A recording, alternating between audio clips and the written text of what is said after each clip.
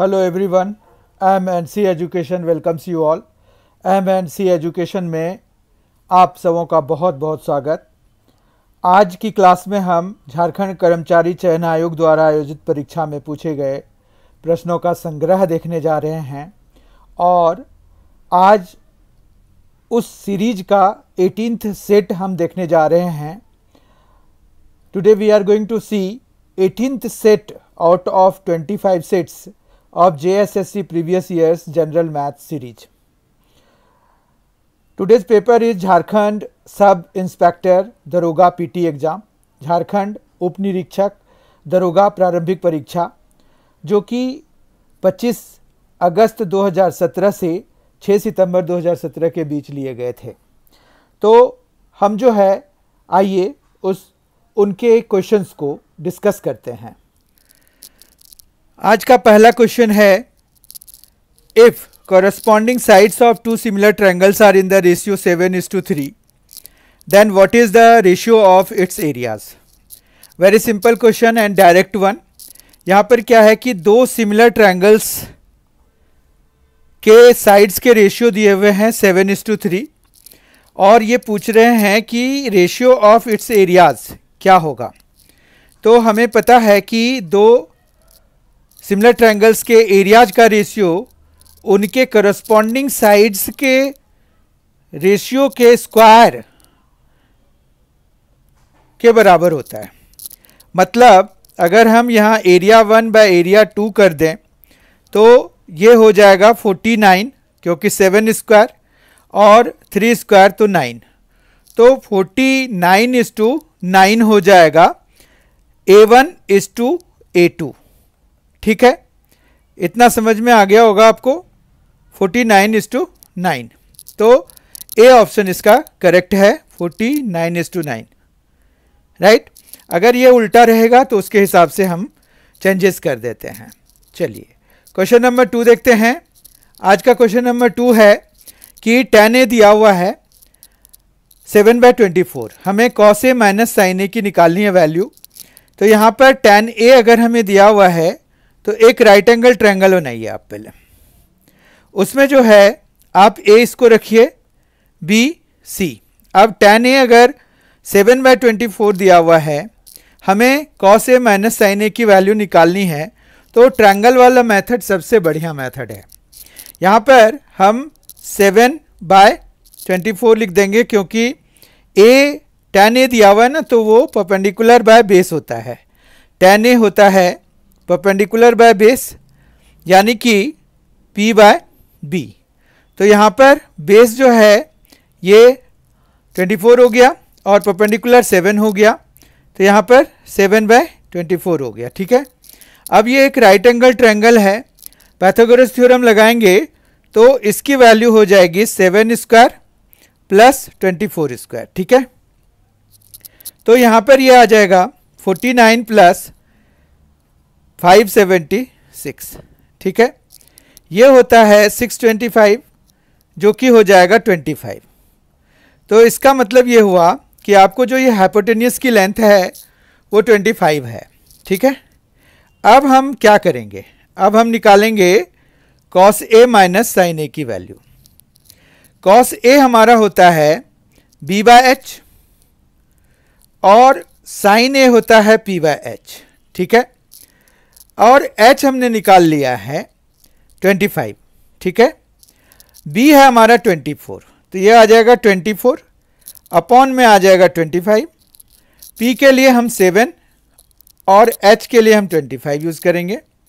फिर एलसीएम लेंगे, 25 एलसीएम हो जाएगा 24 माइनस 7, तो ये हमें सॉल्व होके 17/25 दे जाएगा। तो इसकी वैल्यू है 17/25, जो कि ऑप्शन वाइज सी पर है। तो सी ऑप्शन इसके लिए हमारा करेक्ट हो जाएगा।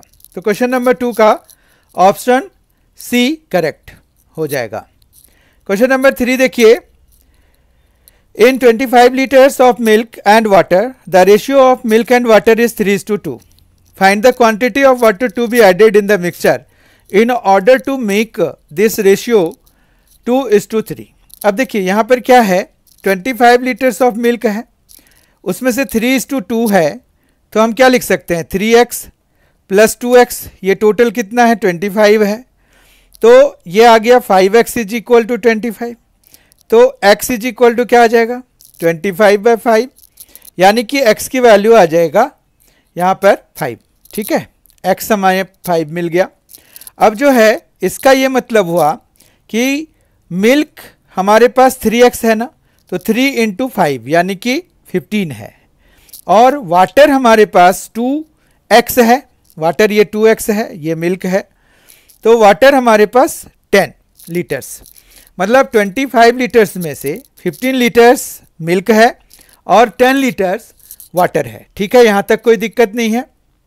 उसके बाद ये कह रहे हैं find the quantity of water to be added, मतलब हमें इसमें कितनी बढ़ोतरी करनी है, x की बढ़ोतरी कर देनी है, to be added in the mixture in order to make the ratio 2:3।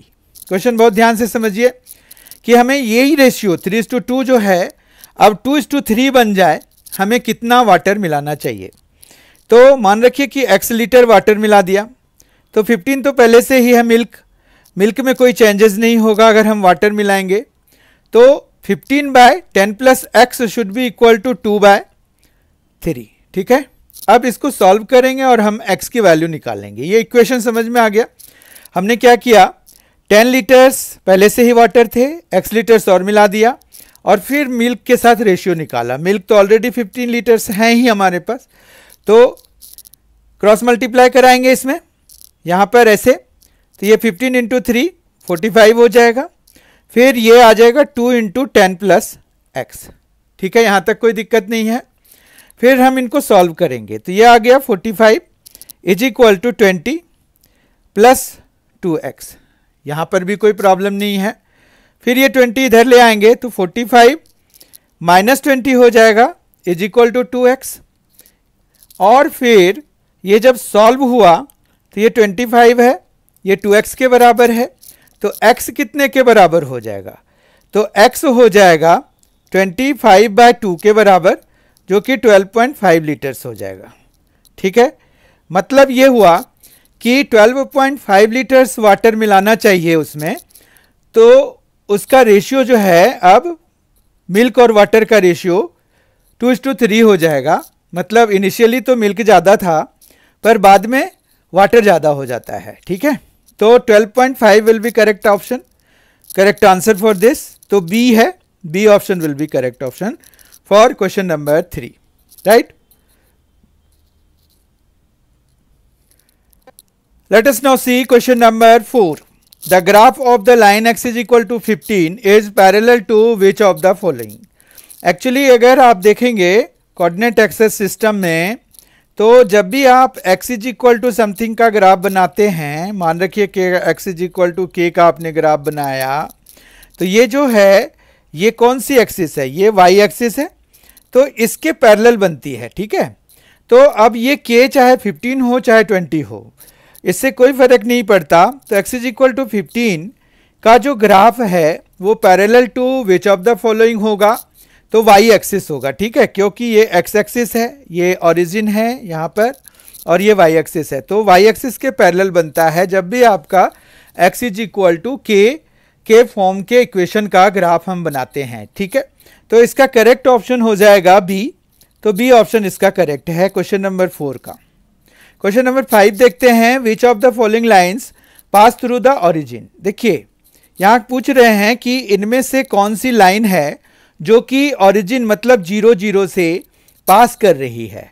तो किसी भी लाइन का किसी पॉइंट से पास करना यह सिद्ध करता है कि वो पॉइंट के जो कोऑर्डिनेट्स हैं वो उस लाइन के x और y वैल्यू को पुट करें अगर, तो हमें LHS और RHS बराबर आ जाएंगे। बहुत ध्यान से समझिए क्या चीज़ है, मतलब ये हुआ कि x और y की वैल्यू अगर हम यहाँ पर डालें, ये x की वैल्यू होती है पहली वाली और ये y की, तो x इज इक्वल टू 0 है और y इज इक्वल टू भी 0 है। ये दोनों वैल्यूज़ अगर हम किसी भी इक्वेशन में लगाएं, अगर उस इक्वेशन को सेटिस्फाई कर रहा है, तो यानी कि वो जो लाइन है वो इस पॉइंट से पास करेगी, नहीं तो नहीं करेगी। तो पहले वाले में देखिए यहाँ पर अगर 3 इंटू 0 तो 0, 4 इंटू 0 0, 0 प्लस 0 0 हो गया, ये बराबर नहीं होगा। इसी तरह से 0 है और ये 7 है, नहीं बराबर होगा। ये भी 0 है, ये 7 है, नहीं बराबर होगा। ये वाला देखिए आप यहाँ पर अगर 3 इंटू 0 प्लस 4 इंटू 0 कराएंगे तो 0 प्लस 0 आएगा, ये 0 आएगा। तो इसका मतलब ये हुआ कि LHS जो है यहाँ पर RHS के बराबर है। तो ये जो फोर्थ लाइन है, जो इक्वेशन फोर्थ डी पर हमें जो इक्वेशन दिया हुआ है, वो इक्वेशन जो है ओरिजिन से पास कर रही है। तो हमारा डी हो जाएगा करेक्ट ऑप्शन। ठीक है। Question number 6, the perimeter of a triangle is 450 centimetre and its sides are in the ratio 5:12:13।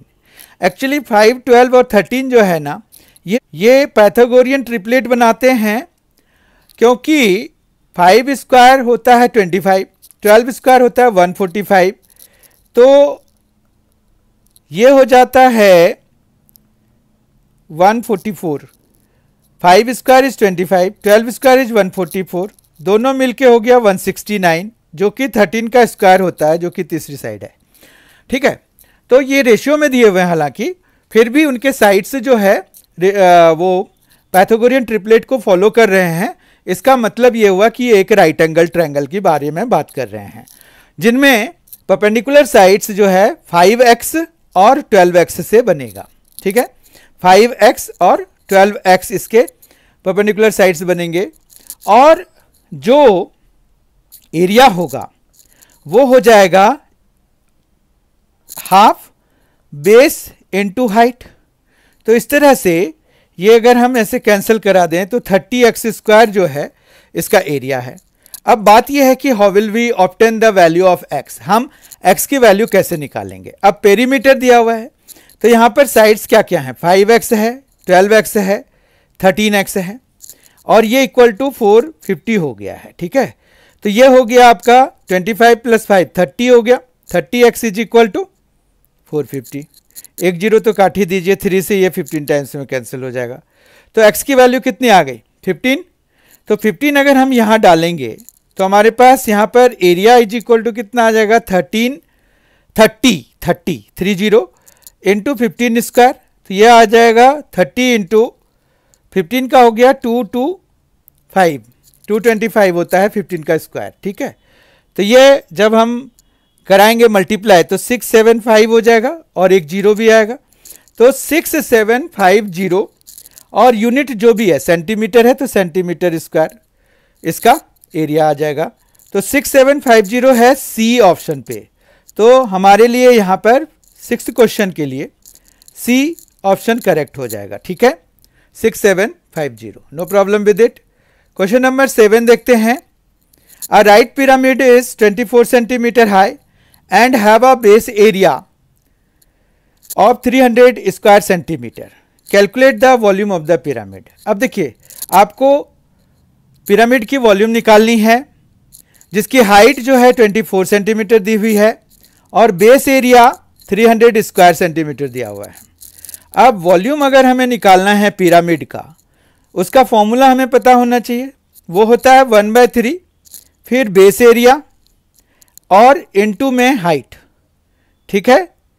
तो इस तरह से 1/3 base area is 300 and height is 24, cancel करा दीजिए तो ये आ जाएगा 2400 क्यूबिक सेंटीमीटर हो जाएगा, क्योंकि यहाँ यूनिट्स जो है सेंटीमीटर में दिए हुए हैं, तो सीसी लिखते हैं हम उसको, क्यूबिक सेंटीमीटर को।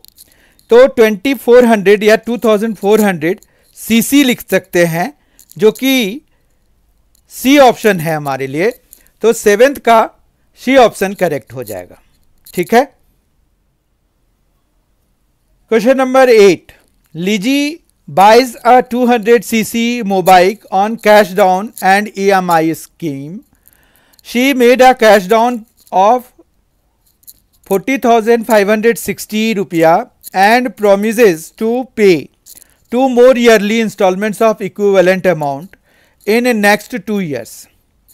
The rate of interest applicable is 4% per annum compounded yearly, what is the cash value of the mobike. अब देखिए यहाँ पर क्या क्या चीज़ हमारे मतलब का नहीं है, ये 200 सीसी हमारे मतलब का नहीं है।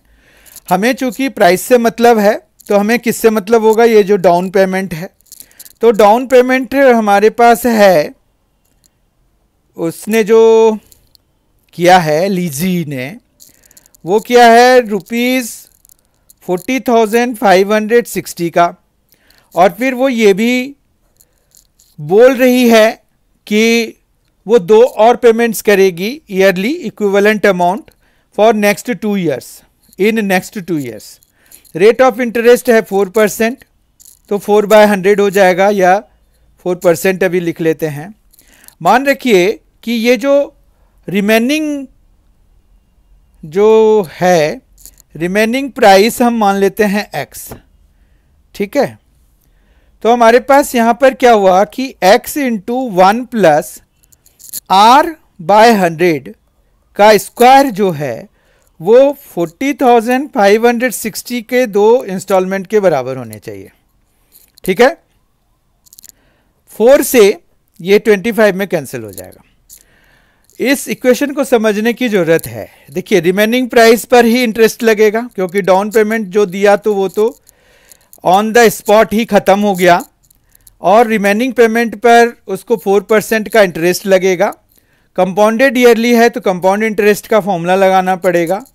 अब ये रख लेते हैं कि रिमेनिंग पेमेंट अगर x था तो x पर 4% के हिसाब से जितना लगेगा वही तो वो 2 equivalent amount in next 2 years में पे कर रही है, ठीक है।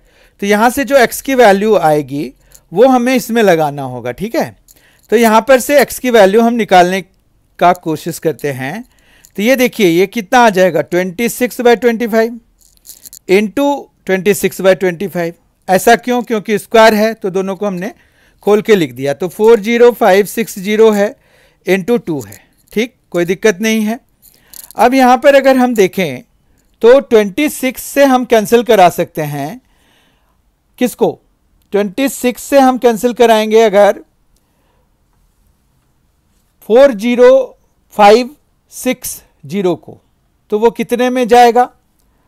तो ये देख लीजिए, इसको सॉल्व कीजिए, कितना आएगा, 26 से एक बार कैंसिल कराते हैं तो 1560 में जाएगा ये, ठीक है।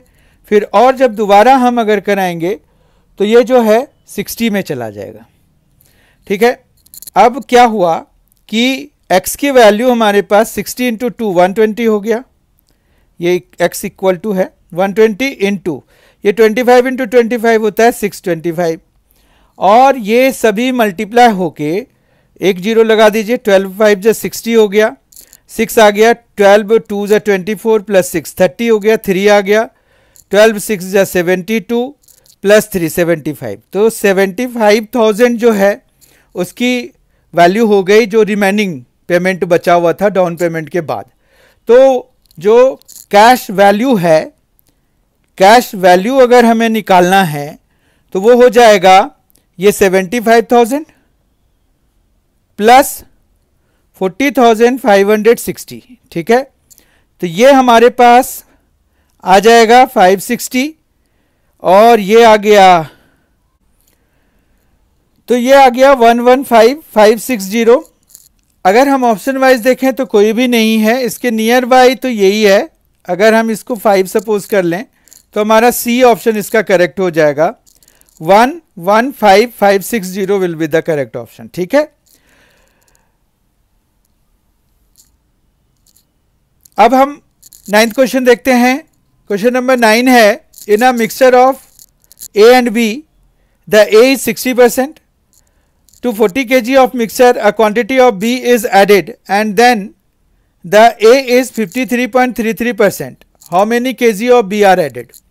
अब देखिए यहाँ पर क्या है कि 40 kg है, उसमें से 60% जो है A है, तो इसका मतलब है कि 24 kg तो A ही है, और 30%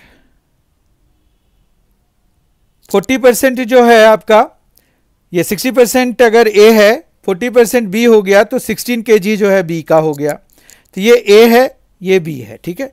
अब कह रहे हैं कि कुछ क्वांटिटी ऑफ बी मिला दिया गया, तो बी में कितना क्वांटिटी मिलाया जाए जो कि ए का जो, देन द ए इज 53.33%। तो परसेंट हम कैसे निकालते हैं? परसेंट हम निकालते हैं कि जो भी क्वांटिटी है, मतलब 24 ही ऊपर रह जाएगा क्योंकि ए का हमें निकालना है जबकि हम बी को बढ़ा रहे हैं।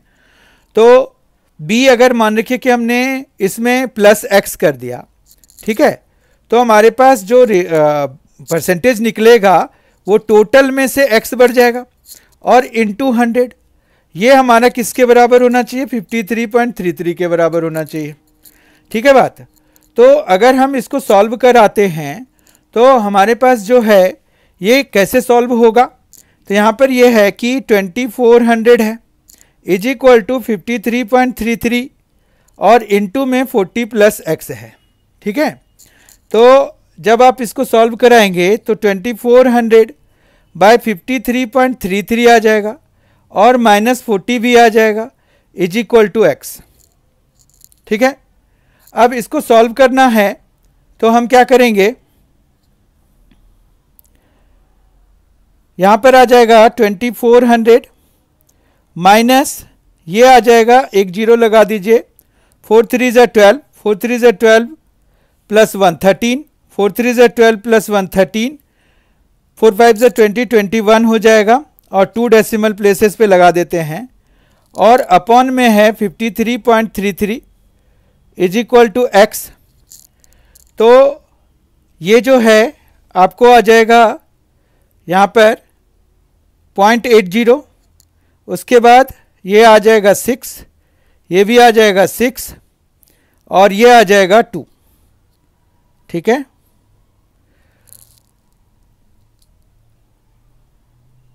ठीक, और अपॉन में है 53.33, ये x की वैल्यू के बराबर है। अगर हम देखें तो हमारे पास x जो है अप्रॉक्सीमेटली 5 के बराबर है क्योंकि 53 है, इंटू 3 कराते हैं तो 265 के बराबर आता है और नियर बाय कोई ऑप्शन है नहीं, तो हम ए ऑप्शन इसमें करेक्ट मान लेंगे, ठीक है। कई बार हम एवरेज से भी काम चला लेते हैं। तो इसी तरह से 9th क्वेश्चन का हम जो है आंसर लिख देंगे ए, क्योंकि 5 के अराउंड इसकी वैल्यू आ रही है, इसका सॉल्यूशन आ रहा है। क्वेश्चन नंबर 10 देखते हैं। A vessel contains water and milk in the ratio 2:3। The volume of the content is increase by 50% by adding water, ठीक है। अब यहाँ पर हम सबसे पहले तो ये सपोज कर लें कि इनिशियली 100 लीटर था सॉल्यूशन, ठीक है। अब उसमें से जो है वाटर और मिल्क जो है, वाटर 2x है और ये जो है मिल्क जो है 3x है, ठीक है। तो वाटर 2x है तो 40 लीटर हो जाएगा और ये 60 लीटर हो जाएगा, क्यों, ठीक है। तो 40 लीटर और 60 लीटर हो गया क्योंकि 2:3 फिर रेशियो बनेगा। अब ये क्या कह रहे हैं कि 50% बढ़ा दिया लेकिन क्या मिलाया, increased by 50% by adding water. तो वाटर मिला दिया तो वाटर अब 90 हो गया क्योंकि प्लस 50 कर दिया, ठीक है। और ये तो मिल्क तो हमारा यही रहा। अब जो रेशियो है वो 3:2 का हो गया, ठीक है। 3:2, देखिए 90 और 60 का रेशियो कितना होता है, 3:2 हो जाता है, ठीक है। तो 3:2 हो गया। अब ये कह रहे हैं कि इसमें से 30 लीटर्स हमने निकाल लिए। अगर हमने 150 में से 30 निकाल लिया तो कितना बचा, 120 लीटर्स बचा। उसमें से 3:2 का अगर हम रेशियो कराएंगे तो क्या मिलेगा हमें, तो 24 इंटू 3 मतलब 72 और ये 48, ठीक है।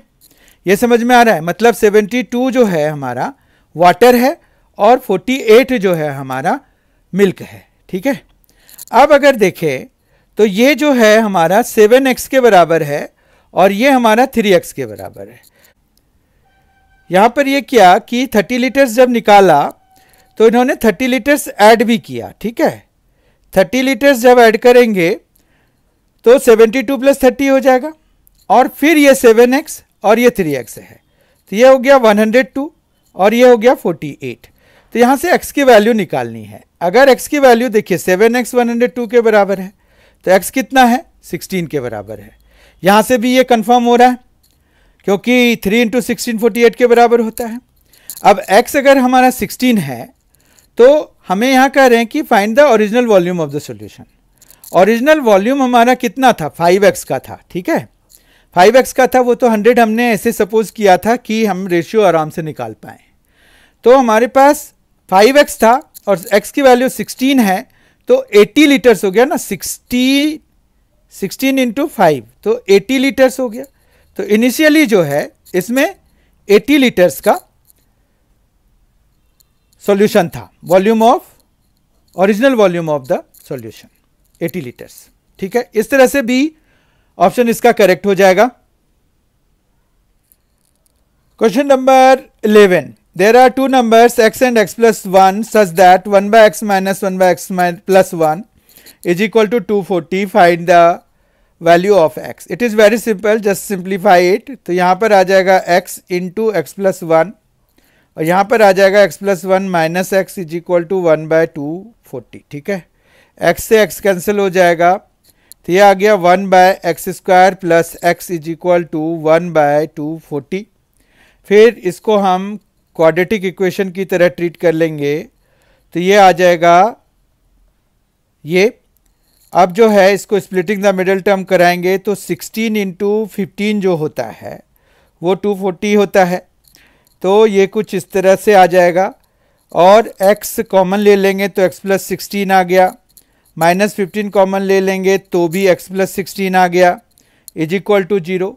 तो यहाँ से दो फैक्टर्स हमें मिल गए, x प्लस 16 और x माइनस 15 इक्वल टू 0 कराएंगे तो हमें जो है एक वैल्यू तो x इज इक्वल टू 15 आ गया, एक 16 आ गया, माइनस में आएगा 16 वाला तो ये डिस्कार्ड हो जाएगा क्योंकि हमें जो है टू नंबर्स x और x प्लस 1 जो भी ऑप्शन दिए हुए हैं, अगर आप ऑप्शन देखिए तो 16, 15, 11 और 17 दिए हुए हैं तो हमारा यहाँ पर 15 इसमें करेक्ट हो जाएगा, तो बी ऑप्शन इसका करेक्ट हो जाएगा, ठीक है। क्वेश्चन नंबर 12 देखते हैं। A sum of money amounts to 44,700 in 14 years at 8.33% simple interest. When will it double itself at the same rate? देखिए यहाँ पर ये क्वेश्चन बहुत ट्रिकी है, अगर आप ध्यान से देखिए। A sum of money amounts to ₹44,700 in 14 years, ये चाहे जो भी अमाउंट हो 14 ईयर्स में, ये चाहे जितना भी बन रहा हो, आपको अगर रेट ऑफ इंटरेस्ट दिया हुआ है तो आप ये डायरेक्टली भी पता कर सकते हैं कि सिंपल इंटरेस्ट रेट पर कब कोई अमाउंट डबल हो जाएगा। कोई भी अमाउंट तब डबल होगा सिंपल इंटरेस्ट पे अगर हमारे पास जो भी प्रिंसिपल है और जो इंटरेस्ट आए ये दोनों बराबर हो जाए, ठीक है, तभी वो डबल होगा, सिंपल सी बात है। अब x अगर हमने प्रिंसिपल माना तो इंटरेस्ट हमारा उस पर आ जाता है x into T into R, R है 8.33, ठीक है, और अपॉन में 100 होता है। ये हमें किसके बराबर होना चाहिए, x के बराबर होना चाहिए। ये x देखिए काट दीजिए तो टाइम जो है हमारा आ जाएगा 100, ये ऊपर चला जाएगा और अपॉन में 8.33। जब हम इसको डिवाइड कराएंगे तो ये 12 के बराबर आता है, ठीक है। तो मतलब 12 ईयर्स में वो डबल हो जाएगा 8.33% के हिसाब से, चाहे अमाउंट वो जो सम है वो कुछ भी हो, उससे कोई फर्क नहीं पड़ता है। तो ये जो है आपको कंफ्यूज करने के लिए दिया हुआ है, बहुत ध्यान से आप इस क्वेश्चन को करिए, ठीक है। क्वेश्चन नंबर 13 देखते हैं। ये है the coordinates of a point x lying on the x axis at a distance of 8 units from y axis is denoted by which of the following। देखिए यहाँ पर हमें इसको कैसे निकालना है, तो अगर ये कह रहे हैं कि x एक्सिस पे वो लाई करना चाहिए तो ये है x एक्सिस, ठीक है, at a distance of 8 units from y axis. अब ये y एक्सिस है, इससे अगर 8 यूनिट्स पर चलेंगे 1 2 3 4 5 6 7 8 तो हम यहाँ आ जाएंगे जो कि 8,0 को रिप्रेजेंट करेगा। लेकिन सेम चीज इधर भी होगी तो -1 -2 -3 -4 -5 -6 -7 -8, ये -8 पे आए, ये भी यहाँ से y एक्सिस से 8 यूनिट्स के डिस्टेंस पर ही है और इस पॉइंट का जो कोऑर्डिनेट है हम -8, 0 से डिनोट कराते हैं। तो इस तरह से यहाँ पर जो है हमारे पास सी भी करेक्ट ऑप्शन है और डी भी करेक्ट ऑप्शन है, ये दोनों ही करेक्ट ऑप्शन है इसके। तो जेएसएससी में ऐसे देखा जाता है, अभी हमने देखा एक क्वेश्चन का ऑप्शन गलत था, तो यहाँ पर ये दोनों ही क्वेश्चंस जो है इस सेट में काट दिए गए होंगे। ठीक है, इसमें कुछ नहीं है, जेएसएससी की ये ट्रेडिशन है कि वो मैथ्स में जो है प्राय कुछ ना कुछ गलत क्वेश्चंस दे देते हैं, बाद में उसको फिर कैंसिल करा देते हैं। इससे क्या होता है, जो प्रतिभाशाली स्टूडेंट हैं जिन्होंने साल भर तैयारी करी है, 2 साल तैयारी की है या साल से तैयारी कर रहे हैं, उनको दिक्कत आती है। कारण ये है कि कई बारी वो अगर बॉर्डर पे रहते हैं तो उनके नंबर इधर उधर हो जाने से वो फिर जो मेधा सूची बनाई जाती है उसमें नहीं आ पाते हैं। तो ये बहुत बड़ी विडंबना है, पर क्या कर सकते हैं, this is the system we need to follow. तो क्वेश्चन नंबर 13 में ये जो है सी और डी दोनों ही करेक्ट ऑप्शन होंगे इसके। तो ये बाद में क्या हुआ होगा अब बताने की जरूरत नहीं है, आगे बढ़ते हैं। Question number 14, the lengths of the sides of a cyclic quadrangular field are 36 metre, 77 metre, 40 metre and 75 metre. Find the cost of watering the field at the rate of 25 rupees per 50 square metre. देखिए बहुत simple question है, लेकिन आपको यहाँ पर area किसका निकालना है, cyclic quadrangular field. Quadrangular field मतलब जिसके 4 साइड्स हों, ऐसे फील्ड्स। तो हमें जो है साइक्लिक हों, मतलब ये है कि साइक्लिक क्वाड्रेंगुलर का मतलब ये हुआ कि ऑपोजिट एंगल्स का जो सम होता है 180 होता है। साइक्लिक मतलब अगर हम उस फील्ड को एक सर्कल पे प्लेस कराएं तो इनके जो वर्टिसेस हैं वो सर्कल पे लाई करेंगे, सर्कल के ऊपर लाई करेंगे। ठीक है, तो ये जिस तरह से इस तरह का हो जाए, तो ऐसे साइक्लिक क्वाड्रेंगुलर जो फील्ड होते हैं या साइक्लिक क्वाड्रिलेटरल जो होते हैं, उनका एरिया हम कैसे निकालते हैं। तो मान रखिए कि आपको इनकी जो साइड्स है वो ABCD से डिनोटेड है। ठीक है, तो हम सबसे पहले यहाँ पर S निकालते हैं जो कि A plus B plus C plus D by 2 के बराबर होता है। ठीक है, तो हमारे पास यहाँ पर A plus B plus C plus D by 2 है। तो यहाँ पर A B C D ये ले लेते हैं। अब इनको अगर सम कराएं तो यहाँ पर 5 7 और 6, तो 12 प्लस 6 तो 18 हो गया, 1 आ गया। 8 प्लस 4 12, 12 प्लस 7 19 प्लस 3 तो 22 हो गया, अपॉन 2 हो गया, तो ये आ गया 114। समझ में आ रही बात। अब जो है एरिया क्या होता है, मेन चीज़ तो ये है कि हमें एरिया निकालना है। ये एरिया होता है S minus A into S minus B into S minus C into S minus D। ठीक है, यहाँ पर अगर इसको देखें या किसी से कंपेयर कराएं तो ये जो है हीरोन्स फॉर्मूला जैसा दिख रहा है। ठीक है, Heron's formula area of triangle के लिए यूज होता है। ठीक है, तो ये हीरोन्स फॉर्मूला जैसा है, या कहिए कि हीरोन्स फॉर्मूला ही है। ठीक है, अब हम अगर इनको निकालना चाहते हैं तो S माइनस A मतलब 114 माइनस 36 वो कितना हो जाएगा, 78 हो जाएगा। ठीक है, इनटू फिर यहाँ पर 77 माइनस अगर कराएंगे हम तो कितना आ जाएगा, ये आ जाएगा 37। ठीक है, इनटू फिर S माइनस C 114 माइनस 40 अगर कराएंगे तो हमारे पास ये कितना आ जाएगा, 74। ठीक है, और S माइनस D मतलब 75 अगर माइनस कराएंगे तो ये आ जाएगा 39।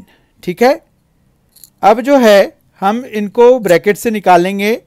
78 को हम क्या लिख सकते हैं, तो 78 जो होता है वो है 39 इंटू 2, फिर 37 इंटू ये भी 37 इंटू 2 होता है, और ये हो गया 39। ठीक है, 39 ही रहने देते हैं क्योंकि ऑलरेडी यहाँ एक 39 आ चुका है।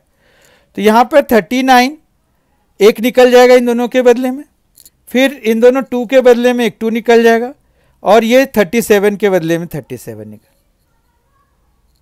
और फिर जो है हमें जो रेट दिया हुआ है वो दिया हुआ है 25 रुपया पर 50 स्क्वायर मीटर के लिए, मतलब 100 स्क्वायर मीटर के लिए वो जो है कितना है 50 है, या फिर कहिए कि 1 स्क्वायर मीटर के लिए आधा रुपया है। ठीक है, तो 1/2 से अगर हम मल्टीप्लाई कराएंगे तो हमें कॉस्ट मिल जाएगा। तो cost is equal to basically 1/2 into 39 into 2 into 37। ठीक है, तो ये 2 से इसको कैंसिल करा दीजिए। 39 इंटू 37 कितना होगा, तो ये होता है 1443। ठीक है, तो यहाँ पर करेक्ट ऑप्शन है बी 1443, मतलब 1443 लगेगा। तो इसमें आज हमने ये सीखा कि कैसे हम किसी साइक्लिक क्वाड्रेंगुलर फील्ड का एरिया निकालते हैं। ठीक है, और अब हम क्वेश्चन नंबर 15 देखते हैं। The monthly income of A, B and C is in the ratio of 2:5:11.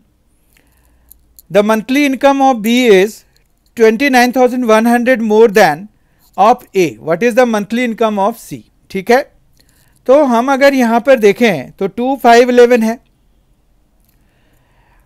A और B में अगर हम कंपेयर करें, क्यों, the monthly income of B is 29,100 more than A है, तो 2x अगर ये है, 5x ये है, तो 3x ही इस अमाउंट के बराबर होना चाहिए। Do you agree with it? तो ये जो है हम 3x से इक्वेट करा देते हैं, तो x इज इक्वल टू क्या आ जाएगा 29100/3। ठीक है, तो यहां पर कैंसिल हो जाएगा 9700 हो जाएगा। ठीक है, उसके बाद हमें ये कह रहे हैं कि what is the monthly income of C. Monthly income of C तो 11x है, तो यहां पर सीज इनकम लिख देते हैं। हमें ये पेपर में नहीं करना है, ये सब यहां पर समझने के लिए ये आ गया। 11 से अगर हमें किसी चीज को मल्टीप्लाई करना होता है तो हम उसको 2 बारी एक पोजीशन हटा करके लिख देते हैं।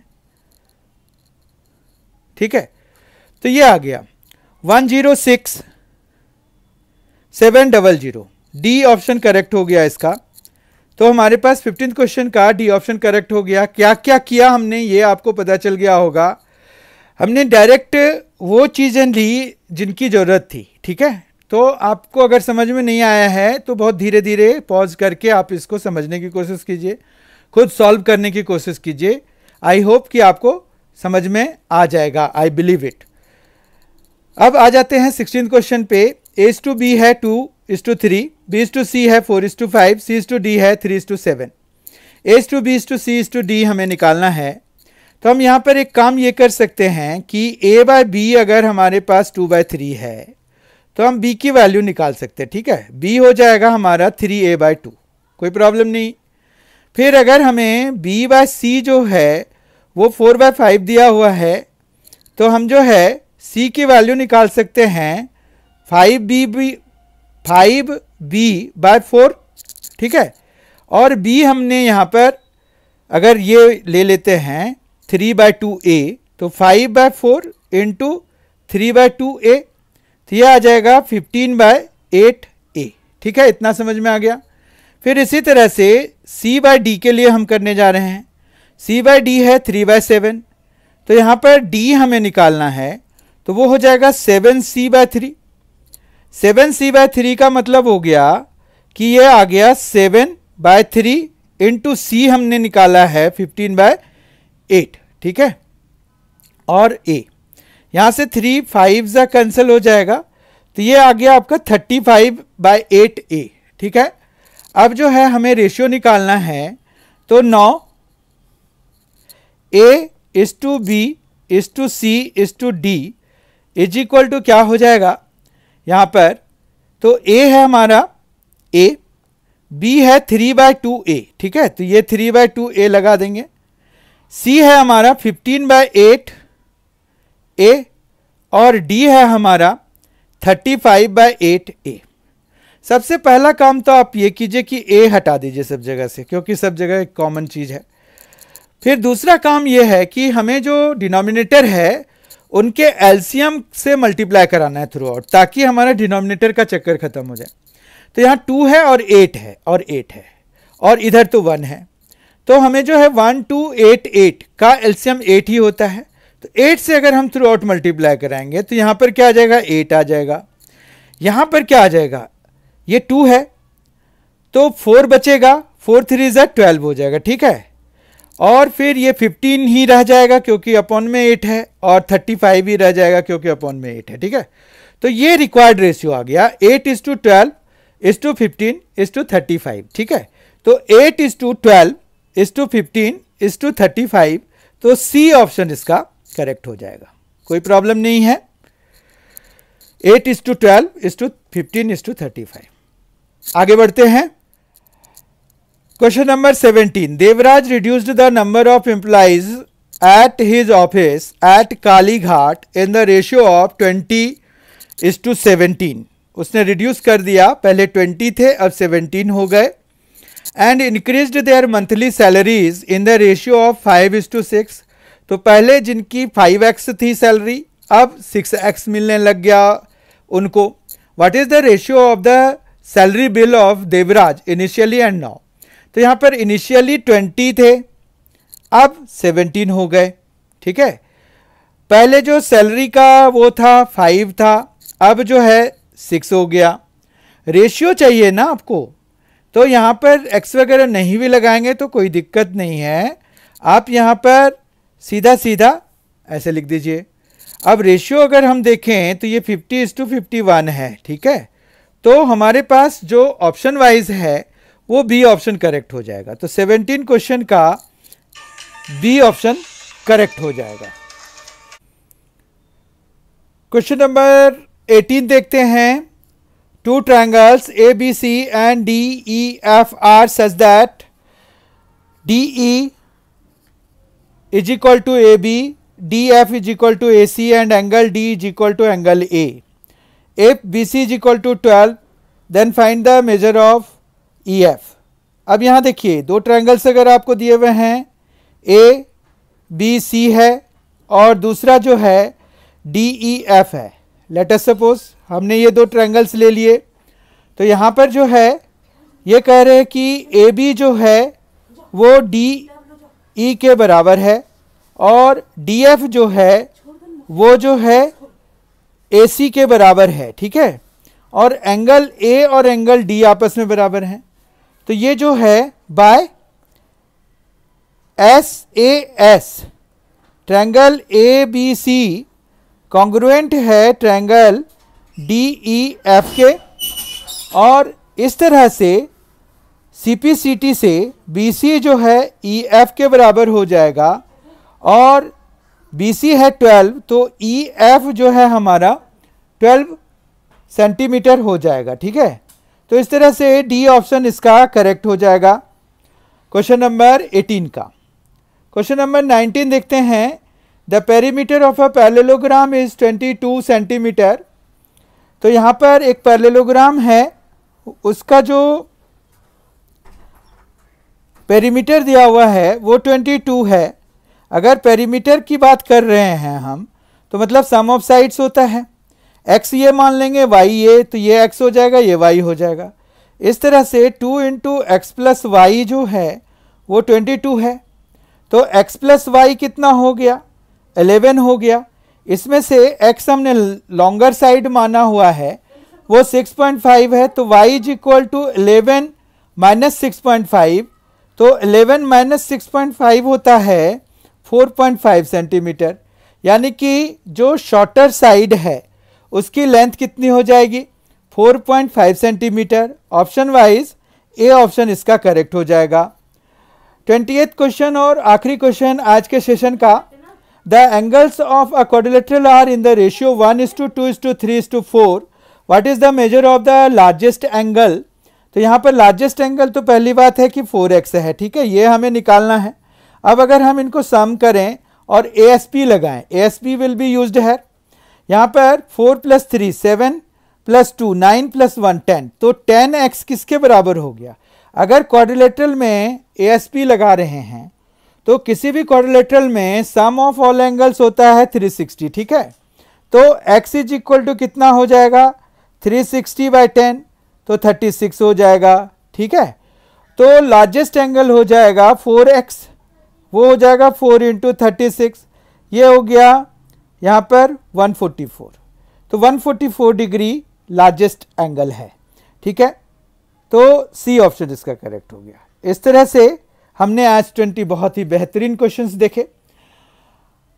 ये 18th सेट था। बहुत ही जल्द मैं आपके सामने में 19th सेट लेके प्रस्तुत होऊंगा। I hope you have enjoyed this session. Please like, share and subscribe M&C Education. Thank you for being with us. Thanks a lot. Enjoy yourself and be very well prepared for the examinations. Thanks a lot.